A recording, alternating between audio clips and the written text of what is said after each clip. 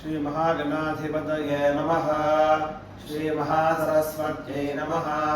श्री गुरुभ्यो नमः। हरिः ओम। संहिता पाठः।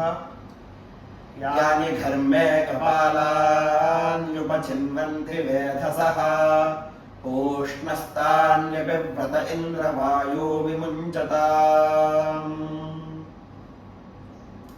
पदपाठः। यानि घर्मे कपालानि उपचिन्वन्तीत्युपचिन्वन्ति वेधसः पूष्णः तानि अपीति व्रते वायु इति इन्द्र वायु इति मुञ्चताम्। ध्वजपाठः।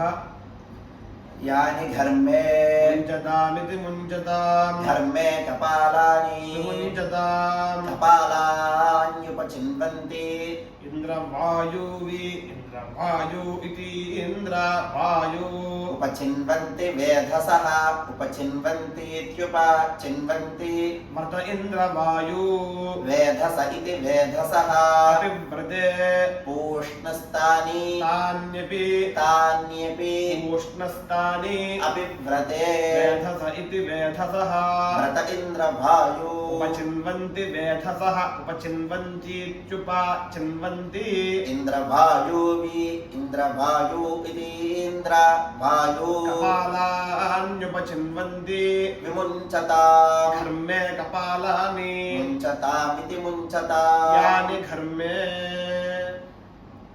हरिः ओम्। संहिता पाठः। अग्ने त्वं वारयानव्यो अस्मान् स्वस्तिभिरति दुर्गाणि विश्वा पूश्च पृथ्वी बहुलानि उर्वे भवातोकायतनयाय शंयोः। पदपाठः। अग्ने त्वं वारयानव्यः अस्मान् स्वस्तिभिरति स्वस्तिभिः अतीति दुर्गाणीति दुर्गाणि विश्वा ऊः च पृथ्वी बहुला नः उर्वी भवातोकायतनयाय शंयोः। ध्वजपाठः।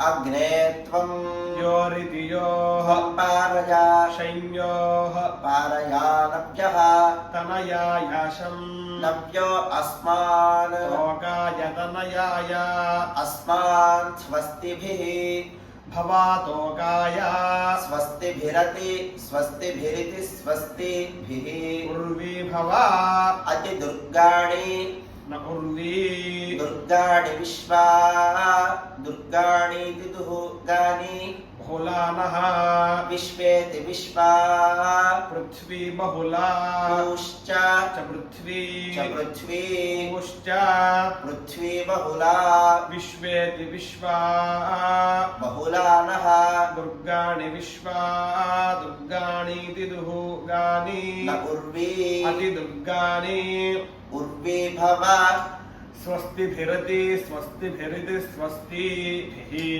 भवातोकाय अस्मान् स्वस्तिभिः तोकायतनयाय नव्यो अस्मान् तनयाय शं पारयानव्यः शंयोः पारया योरिति योः। अग्ने त्वं हरिः